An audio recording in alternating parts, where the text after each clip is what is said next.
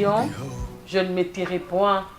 Et pour l'amour de Jérusalem, je ne prendrai point de repos jusqu'à ce que son salut paraisse comme l'aurore et sa délivrance comme un flambeau qui s'allume. Fidèle de l'émission L'Église et les pasteurs, bienvenue à ce nouveau numéro. Cette émission, comme vous le savez, c'est une émission qui a comme objectif de faire croître l'ivraie et les blés.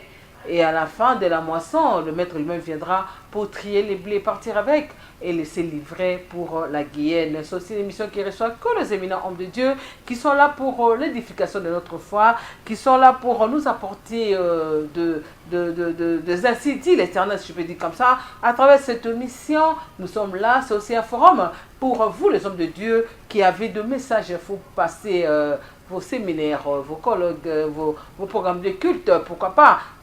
Cet espace est là pour vous. Vous n'allez qu'à contacter les numéros qui est au bas de votre petit écran. Vous appelez maintenant, puis cette émission est en direct et nous allons vous répondre immédiatement et vous donner les conditions qui feront que vous puissiez passer dans cette émission. Je le dis que c'est une émission qui reçoit des éminents hommes de Dieu. Aujourd'hui, je ne suis pas seule sur ce plateau, je suis accompagnée d'un éminent homme de Dieu qui nous est venu de vraiment de loin, de loin, de loin. Il est venu là parce qu'il voulait édifier notre foi, mais il est venu là surtout pour un message qu'il avait reçu pour nous, l'Église Corps de Christ. Merci, voilà, et je suis accompagnée de l'apôtre Manon Tsumbu, Gabriel, qui est le visionnaire de l'église La Trompette de la Restauration, où il est vraiment à base d'Angola, na Luanda. Alors il est venu pour nous parler d'un message que Dieu lui a donné pour la RDC. Alors nous allons parler avec lui sur la reconstruction de la muraille de la RDC. Je l'ai dit, jusqu'à ce que son salut paraisse comme l'aurore et sa délivrance comme un flambeau qui s'allume. Il s'agit de la RDC. Là, je ne m'étierai jamais pour ma nation. Celui que nous recevons maintenant sur notre plateau, je lui dis bonjour pour vous et pour moi. Je dis bonjour, homme de Dieu. Bonjour. Vous allez bien? Je vais très bien. Je dis que vous êtes l'apôtre Manon Tsumbu, Gabriel. Oui, c'est ça. Visionnaire de la trompette de la restauration au la Katia Luanda. Ok, donc l'église La Trompette de la Restauration, siège Nango Eza pour le moment dans Angola, mais d'ici peu de temps, nous allons encore implanter dans la ville de Kinshasa. Nous allons encore implanter dans la ville de Kinshasa cette église, La Trompette de la Restauration. Mais ça nous dit que les gens ont une musique à un message. Mais quand on est au sein de l'émission, on a vu ce trobaka, tout est baillé. C'est vrai que c'est un apôtre qui est venu de loin, ou de loin d'ailleurs, mais tout est baillé. À ça la raconte na Yesu Ndengini. Papa la biso apôtre. Bah le but que tous ceux qui l'ont reçu là de pouvoir devenir enfants de Dieu.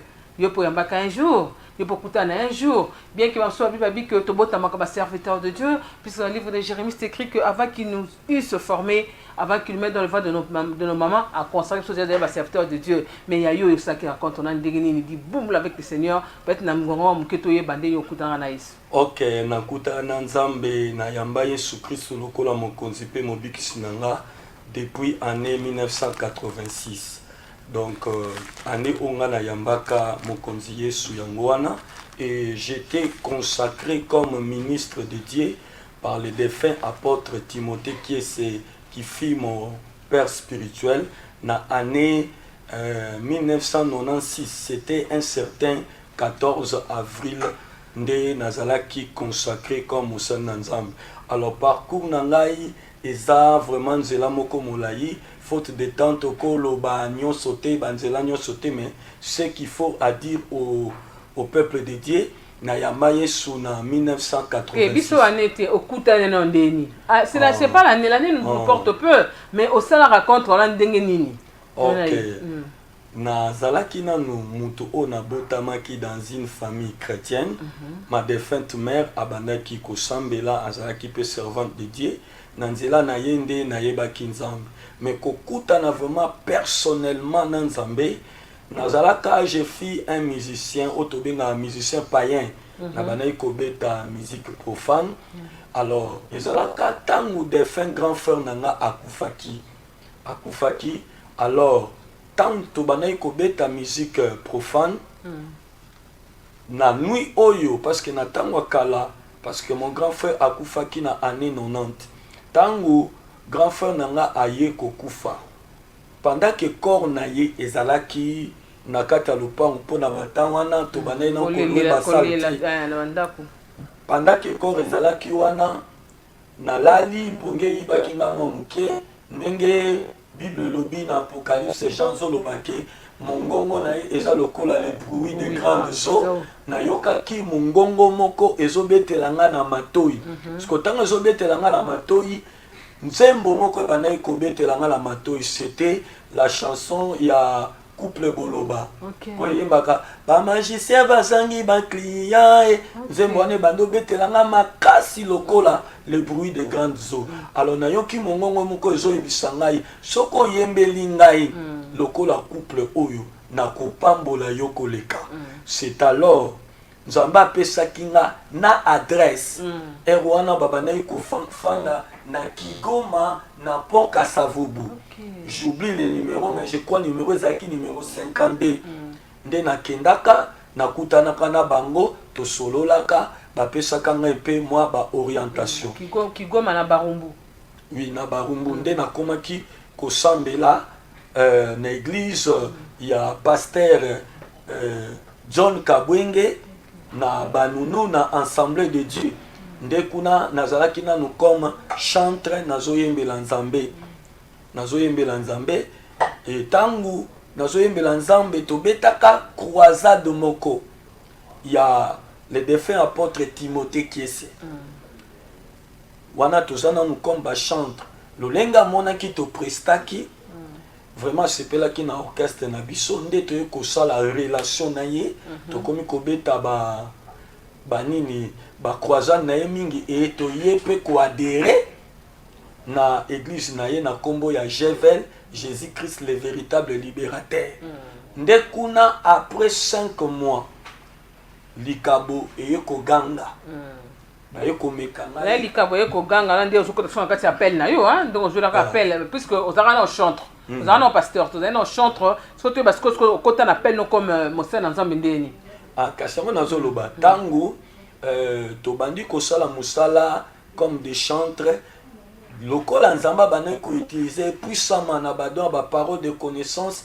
ya prophétie azalaki vraiment un homme de Dieu connu na mboka o batubele bayebi il était charismatique ye abana komona kati na biso kaka likaba koyemba te ezalaki lokola débat ngala bana mona kaka non il faut na yembela nzambe ya salela nga na ministère na nga ya chantre na zala pe na renommé lokola ba chantre mususu o bayebana mais ya bana komona mingi ministère monene kati na nga c'est alors abani ko meka biso na ba modération ko interpréter mukolo sikoyo amekaki ngai na teya tant na teya qu'il y avait des hommes de Dieu au bazalaki wana lokola moko azana en vie le prophète Timothée Ndala azana na Angola azape ko kamba une église là-bas ye azalaki témoin alobi non mwana oyo aza vraiment kaka chantre te likabo na ye na moni si egangi aza moto oyo koumela te wana yebisi des faits pères spirituels nanga ochaye maboko et c'est à partir de ce jour nde abandaki komeka biso parce que orchestre o nga na bandaki kokamba lelo na kati orchestre wana ebimisa 6 serviteurs o lelo bazosalela nzambe. Et ce qu'on a quand appelle, nous m'avons vu qu'à chaque appel un message. Donc c'est vrai que on va découvrir qu'il y a gagné Katinaou, mais il y a mon corps profond en communion parfaite avec Dieu, en intimité, voilà, j'allais dire avec Dieu. Mais ça nous a appelé ça qui est pour édifier biso l'église corps du Christ. Ah, Nzambe appelle ça qui a un message de restauration parce que nazape ingénieur ou na silisa na ista ingénieur électromécanicien. Nzambe un jour atalisinga abi omoni ndenge ingénieur a réparaka ba moteur azongisaka ngo en fonctionnement ngai pe na pesio message à restauration parce que le mot restauration est outil na mot grec anakoino qui veut dire un processus où ezo zongisa à l'état initial où ebebaki où ezaki perturbé où ezaki déformé. La restauration c'est le rétablissement, c'est la reconstruction, c'est la réparation. La restauration, c'est le redressement, c'est aussi le relèvement. Ok, voilà, en tout cas, c'est vraiment un bon message hein, que Dieu lui a donné sur la restauration. Alors, le père spirituel, vous avez dit qu'il est déjà décédé, c'était qui? L'apôtre Timothée Kiese. Donc, il y a une Zambé appelé ça qui est mingi, message de délivrance. Okay. Donc, Zambé on a utilisé. Akufakala. Akufaki, si je ne me trompe pas, dans l'année 2016. Oh, paix à son âme, paix à son âme. Et l'église na ezali, to, bah, tu vas continuer encore? Oui, bah, tu vas continuer, Moussala Bazali, et puis, abimisi pe banebele lelo to salela nzambe lokola mwana ye pe moko oyo ba consacra biso mokolo moko l'apôtre Joël Mukubangono oyo azo diriger église Mission Carne na quartier 8 na Nzili na avenue Sumbula. Ok, na ville Sumbula. Bah, nous sommes appelés comme des pèlerins ici sur ces terres. Nous commençons à benga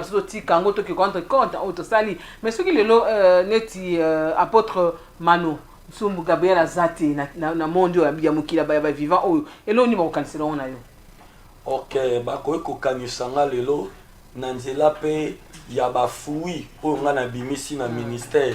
Lelo naza fier na ministère nanga ba docteur babimi lokola docteur Francine Silou, lokola prophète Ezekiel Miezi, lokola pasteur Oazo Kamba église Angola, pasteur Timothée Meso Oracle, nazape na mwana mususu évangéliste Patou Ebonzo, nazape na mwana mususu pasteur Jérémy Mayemba pe évangéliste Gédéon.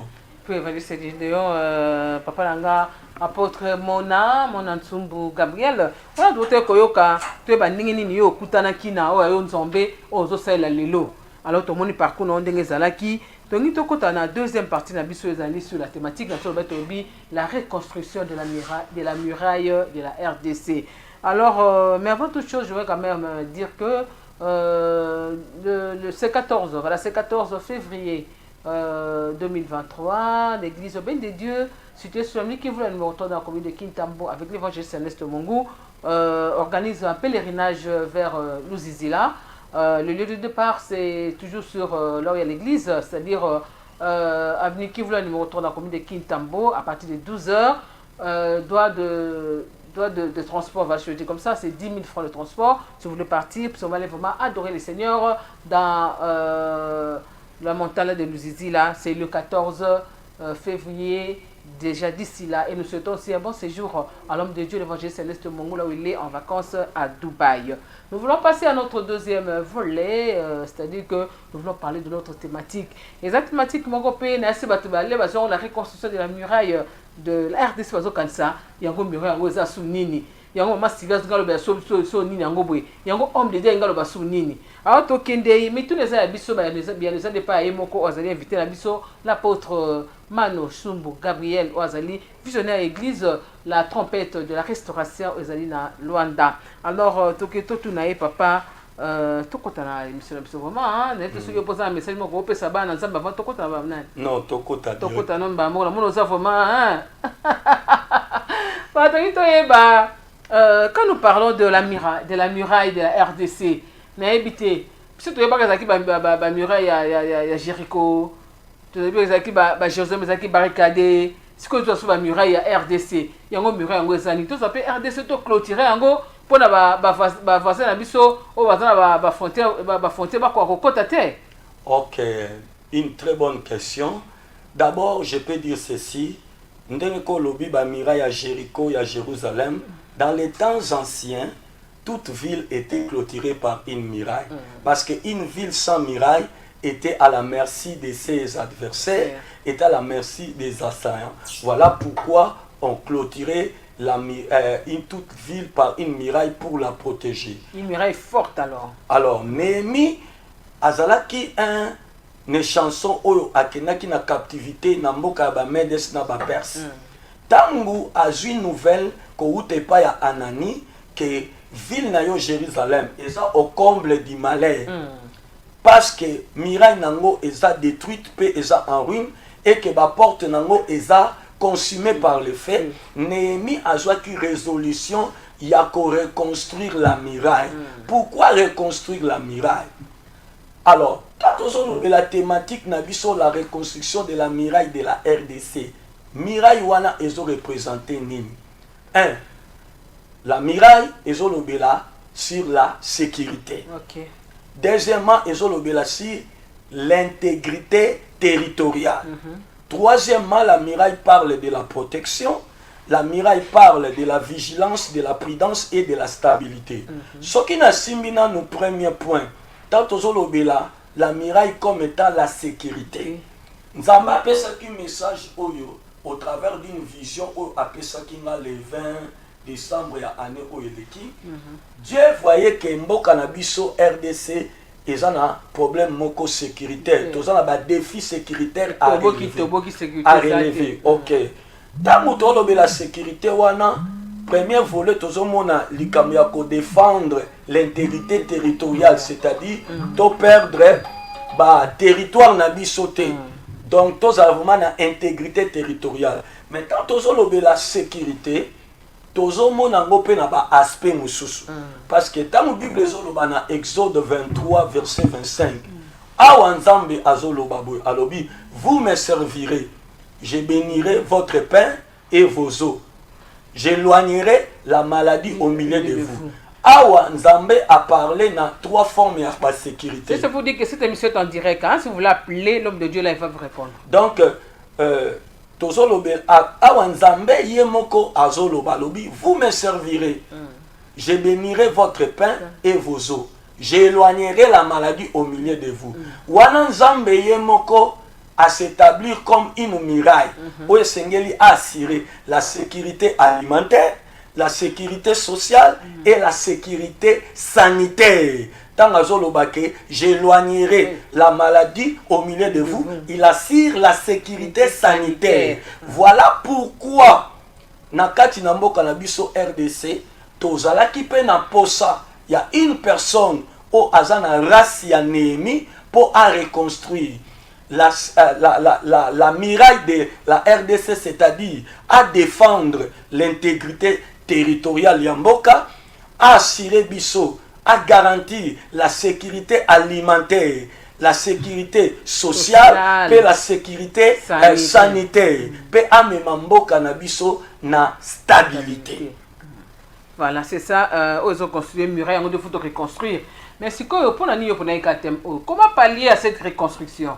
Donc, comment la reconstruction? Pour la RDC et la reconstruite, ou bien reconstruire la muraille. Alors, nyonso et bandakina nous par rapport à une vision que l'Éternel m'a montré le 20 décembre na lobi. Alors, nazo expliquer vision. Mon vision est akini. Nalalaki na butu na moni sambazo talisanga parc moko. Parc wana ezalaki tellement vaste à la dimension d'un pays. Et na kati ya parc wana ba richesse ezalaki ba minerais ba gisement pétrole ba plantation pe ba arbre fruitier na ba cours d'eau. Mais chose qui a beaucoup attiré mon attention na kati ya parc wana ezalaki kaka na espèce animale moko o ezalaki ba léopard. Alors ba léopard wana bazalaki na 4 caractéristiques. Premièrement, na monaki ba léopard moko ba fandi na ba trône. Mais na ba léopard wana nyonso na monaki bazalaki na ba minu complète te parce qu'il est réservé na léopard nyonso za na 30 dents. Ba mususu bazalaki na ba griffe na maboko te, ba misusu balalaki profondément pe misusu ba mingi bazalaki pe ya kokufa. Na tuni Nzambe pourquoi ba léopard oyo bazako se retrouver na état oyo? Nzambe ebisinga regarde dans l'atmosphère. Tant natali na likolo na moni 6 bêtes prédatrices. O batali sainga pe ba caractéristique na bango. La première bête na monaki un aigle, lolenga aigle wana na mona été. Azalaki monene azako se multiplier na 54 parties. La deuxième bête que j'ai vue azalaki na forme ya coq. Abanaki peut se multiplier na 22 parties. La troisième azalaki un loup. Au père banaki ko se multiplier en plusieurs parties. La quatrième azalaki un lion. La cinquième azalaki sous un aigle, mais cette fois-ci azalaki un aigle en or. Et la cinquième bête azalaki bête moko. Tant natalaki couleur ya posonaye, namonaki 3 couleurs. Namoni couleur rouge, namoni couleur noire mpe namoni couleur jaune. Sikoyo babete wana babandaki kopropage barayon lumineux moko sous forme ya balaser à partir ya likolo. barayon wana sikoyo ntango ezobeta baléopard ezokata minu na bango ezokata bagriffe na bango. Alors les mêmes bêtes wana barayon luminaire na bango oyo babandaki kopropage ebandaki su kozwa 5 autres bêtes. Cette fois-ci bango bazalaki na likolo te mais bazalaki tout autour ya parc wana, c'est-à-dire na frontière ya parc. Alors les 5 bêtes wana ya liboso azalaki na forme ya hirondelle opa banaki ko se multiplier. La deuxième bête azalaki na forme ya ndeke moko babengaki la grille royale yepa banaki ko se multiplier. La troisième bête azalaki na forme ya girafe opa banaki ko se multiplier. La quatrième azalaki na forme ya hippopotame. La cinquième o azalaki vraiment terrible azalaki na forme ya un monstre oyo azalaki ensemblage, c'est-à-dire lisanga ya les 6 bêtes o namonaki dans les airs. Voilà, o bazalaki dans les airs ya parc. Alors sikoyo les 5 bêtes o na lobby, les 6 bêtes wana na lobby ta ba propager ba rayon lumineux na bango. Pour les 5 bêtes o bazalaki na frontière ezalaki lokola ba opesa bango force pour bakota na parc pour babana ko attaquer parc. Alors na moni bango bakoti na kati ya parc babandi siko koboma ba léopard o bazaki na parc. Siko soki ba poussa na pembe na ba léopard o bafanani na ba trône. Il y avait certains léopards babanaki ko surgir pour na posa la défense ya ba léopard o bazalaki na ba trône. Alors pendant que les 5 bêtes babanaki ko sala opération na bango na lobby bien bête oyo azalaki très efficace pe opérationnel ezalaki monstre wana azalaki na bakwa nyonso na parc, azalaki na nord, azalaki na sud, azalaki na ouest pe azalaki na est. Azalaki ko se multiplier to azalaki kaka. Donc ezalaki forme moko zomona bête azopanzana azokoma ebele à la fois. Ozomona azokoma ebele à la fois. Parce que pendant que bazo sala opération ya koboma ba léopard, tout d'un coup na moni des ours bazo uta musika bango pe babaneka kopanzana et parmi ba ours wana moko azalaki ours blanc azo panzana pe en plusieurs na ours mususu azalaki ne ya ba couleur mususu et puis bazalaki accompagné na dragon rouge moko oyo abaneki ko cracher moto na munoko na ye sko tang ba komi libanda ya parc na moni misusu ba pumbwe likolo ba pumbwa kina eloko moko sous forme ya couverture wana ezipi parc mobimba pona e empêcher ba rayon lumineux ya 6 bêtes wana ezwa susu ba léopard te et ba o batikalaki na se ba koti pe ba bandi sikoyo ko réparer minu ya ba léopard babandi ko zongisela bango ba 30 dans na bango ezonga complète babandi pe ko zongisela bango manzaka mbala moko na moni ba léopard nyonso bazui manzaka bakomi pe na badanga bango complète siko ezaki na léopard moko munene afandaki na grand trône na moni ye atelemi abandi ko hurlement na ye ezaki lokola voix ya moto azoloba reconstruction de la muraille, reconstruction de la muraille, reconstruction de la muraille. Nde siko na tuni nzambe vision oyo na moni elingolo baningi na moni siko abandi ko expliquer nga na moni mutabandi ko dessiner parc wana et oui na moni abandi ko dessiner parc wana et jusqu'aux formes ya carte ya RDC. Amen. Ayebisi nga parc oyo zomona ezo représenter mboka na yo la RDC. Si bête wana omonaki dans les airs ya parc bazo représenter 5 nations européennes parce que omoni dans la révélation soko moni nzambe atalisio une bête atalisaka tout simplement une puissance spirituelle qui agit dans une nation. Voilà pourquoi soko tangi na Daniel chapitre 7 nzambe atalisaki Daniel une vision amonaki 4 animaux bazo bima na mai.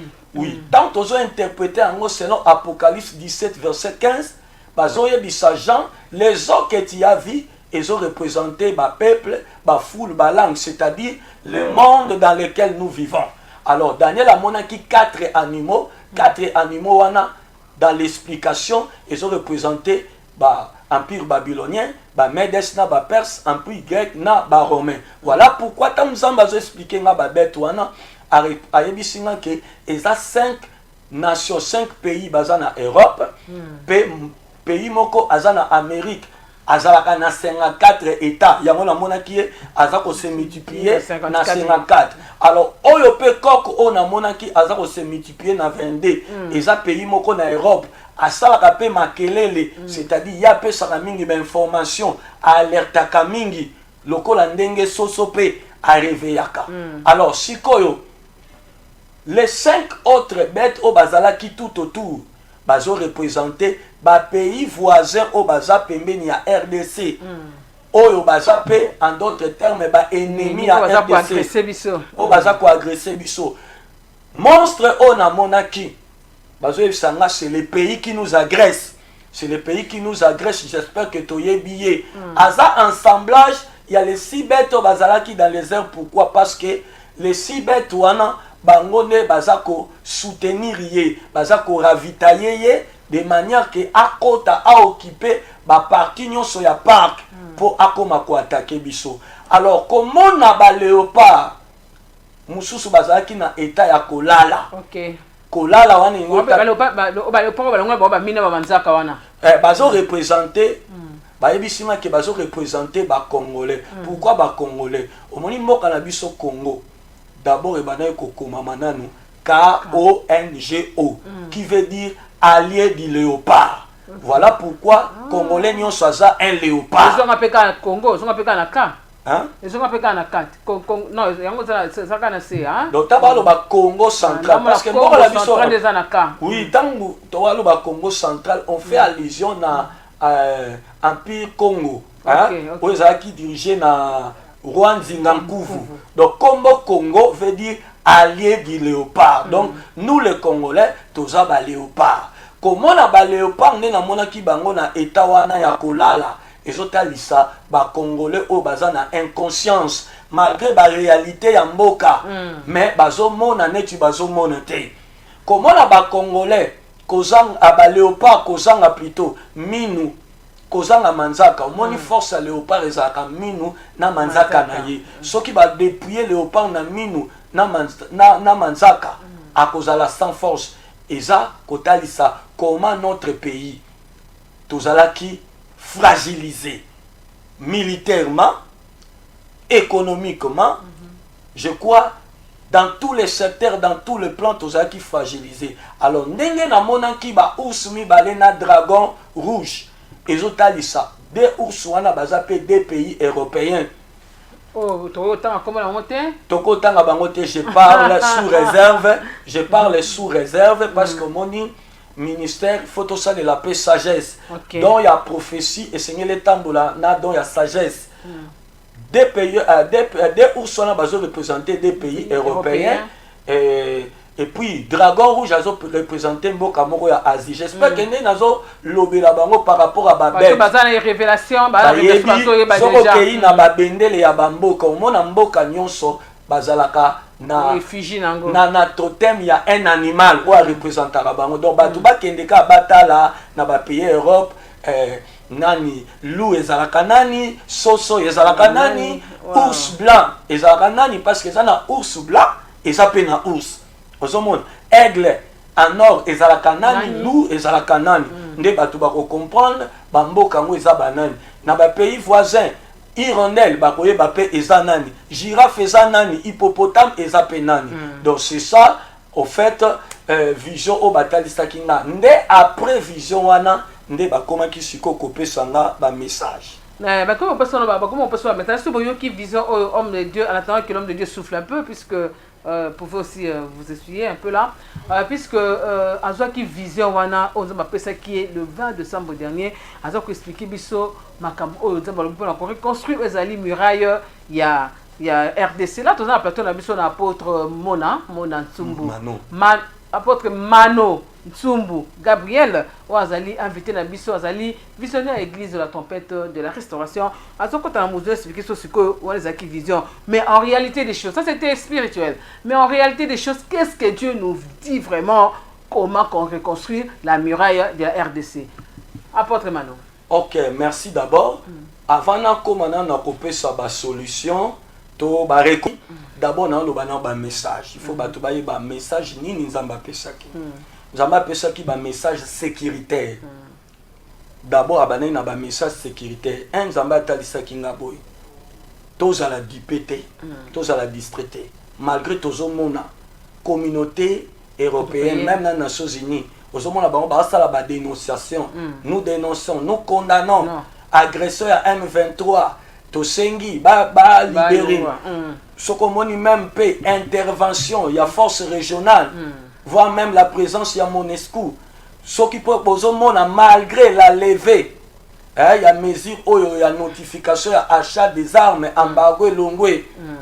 Ata tozomona ba makamane salami ezake mode moko opératoire. Pourquoi nous avons le mode opératoire? Nous avons même kinga na Apocalypse 6. Alobaki nini? Alobaki atalisa kinga les 7 sauts Apocalypse. Soko tali na 4 premiers sauts. Bazo lobela biso si 4 cavaliers o bazo matana ba cheval ya ba couleurs différentes. Mais na lobela ka 2 premiers sauts. Soko tali na premier saut. Tangu ba fungoli premier saut. Parmi les 4 êtres vivants, Mokola Bango a dit si Jean vient. Tant que Jean Zoya Zotala Amona, un cavalier, Azo Matasir, un cheval blanc.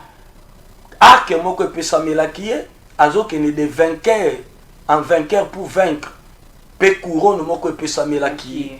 Alors, Sorotali Blanchère, il y a cheval ou Anokoloba, peut-être que c'est le Seigneur Jésus-Christ. Or, ce n'est pas le Seigneur Jésus-Christ, c'est l'Antichrist.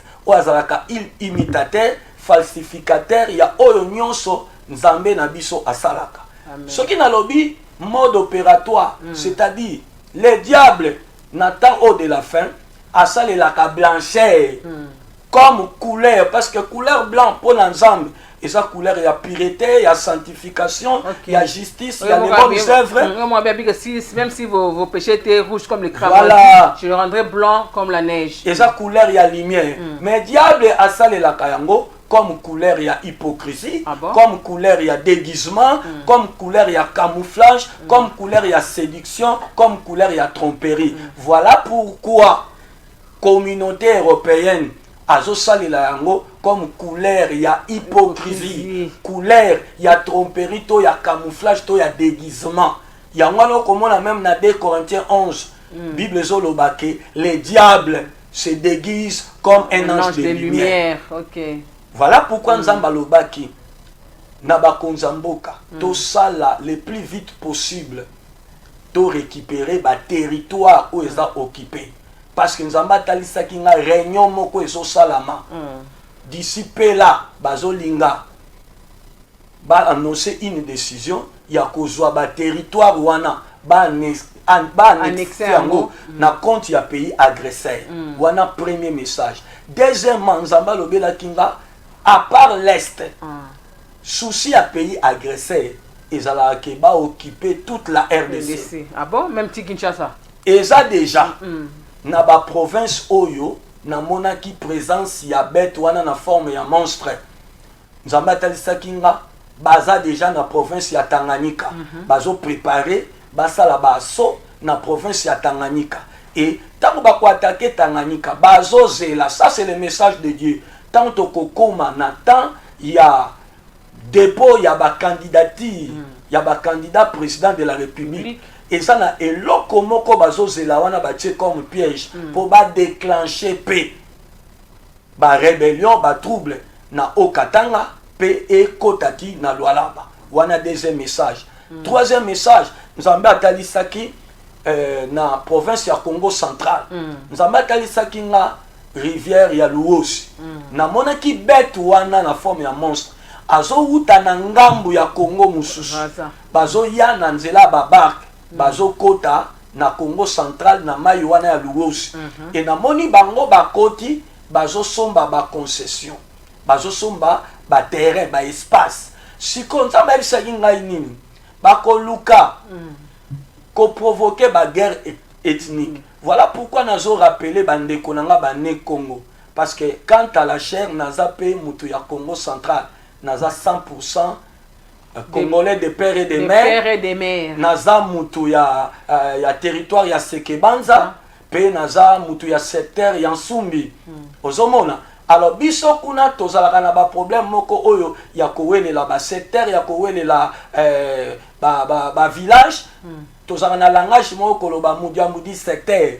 Donc bazolinga ba provoquer du secteur. Ba wele ba profiter na ba guerre ethnique pour basala ba opération na yango. Ok, non, allez-y.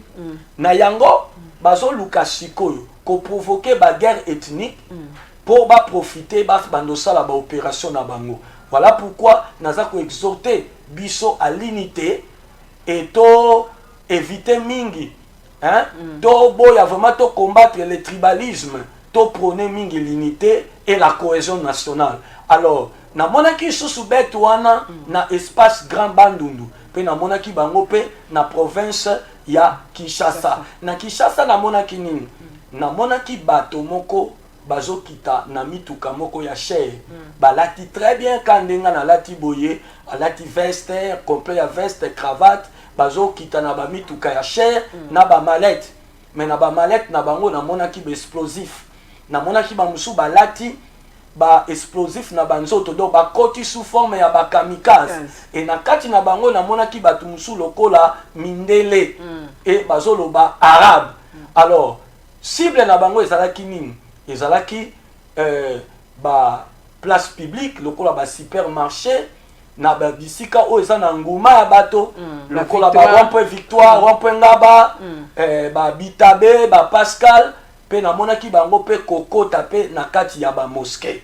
Donc wana ezalaki lokola troisième message. Quatrième message, nde nzamba bandi kolobela nga lobi mokonzi ya mboka actuel, son excellence le président de la République Félix Antoine Tshilombo, nzambe aponi comme étant l'ennemi de la RDC.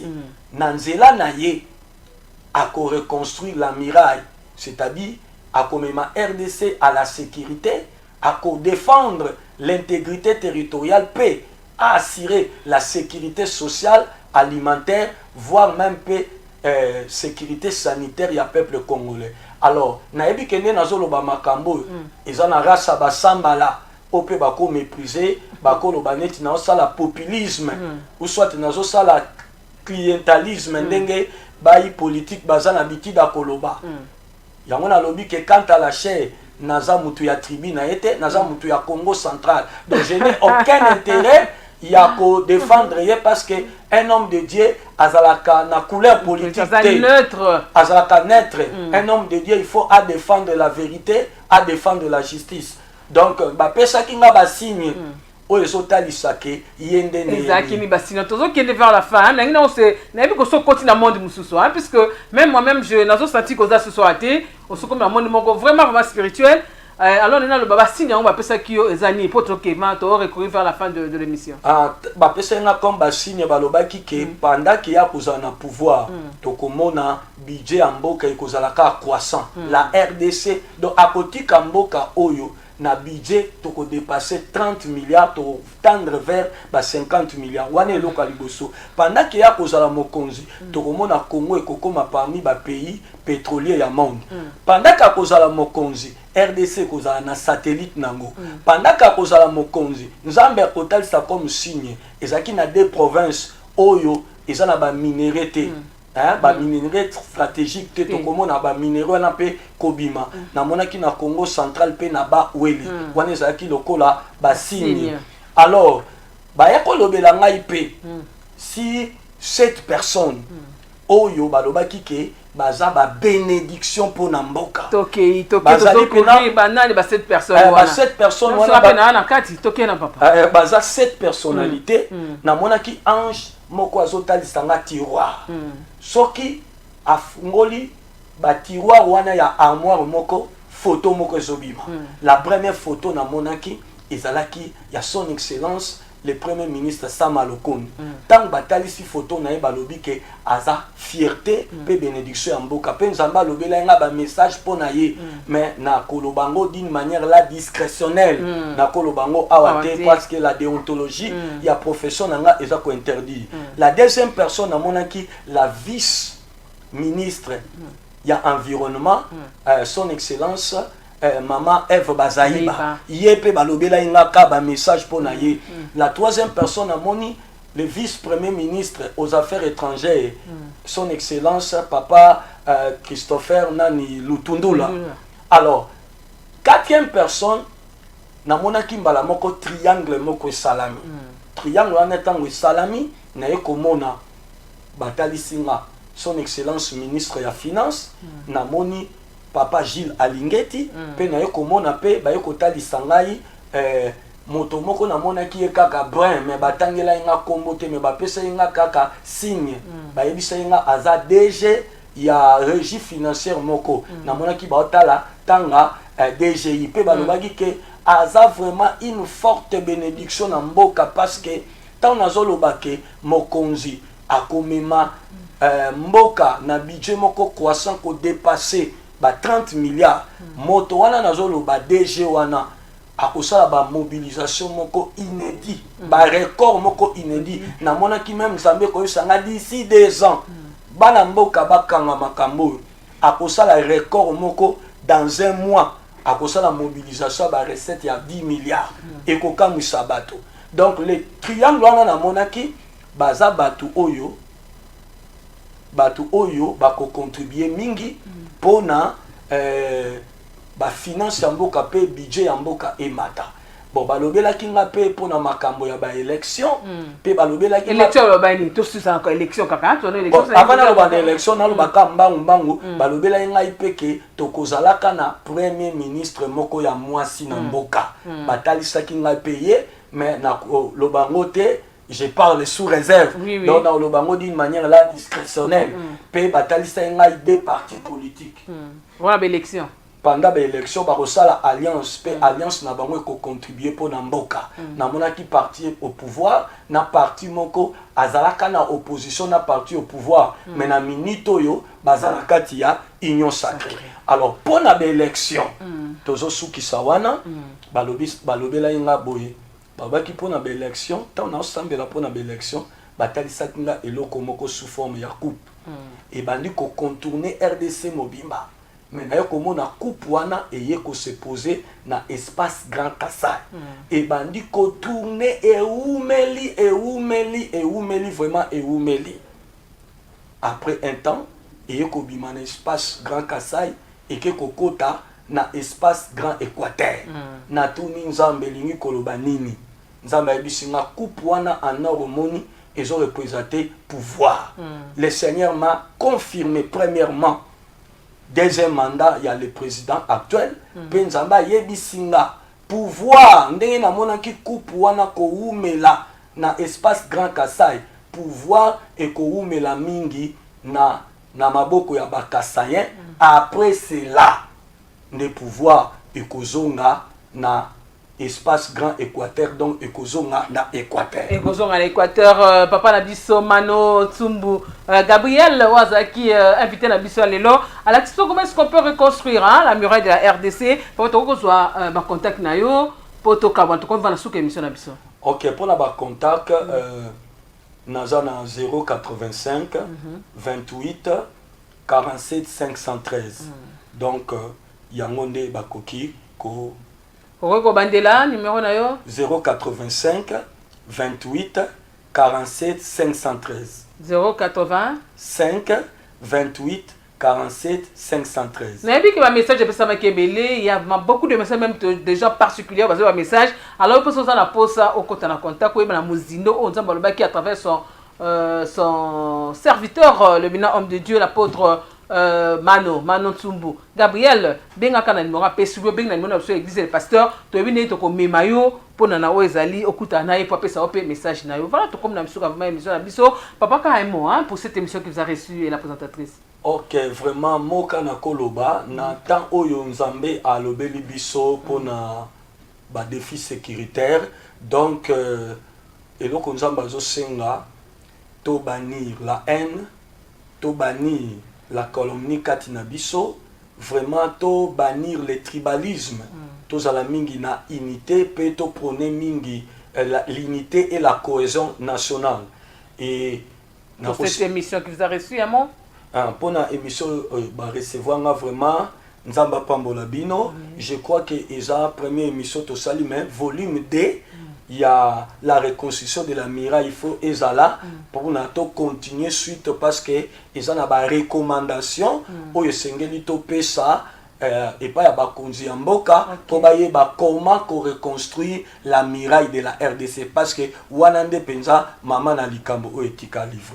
Merci à vous, fidèles de cette émission L'Église des Pasteurs. Merci aussi à l'apôtre Mano Tsumbu Gabriel pour sa disponibilité. Il est visionnaire de l'Église de la trompette de la restauration Ezali. Vraiment, c'est dans la Mboka Angola. Alors, une prochaine pour tout contact, pour tout enseignement, appelez à ce numéro qui est au bas de votre petit écran dans l'émission en direct. Appelez maintenant. Bonjour Bisso et une prochaine nouveau numéro. Et je vous dis au revoir.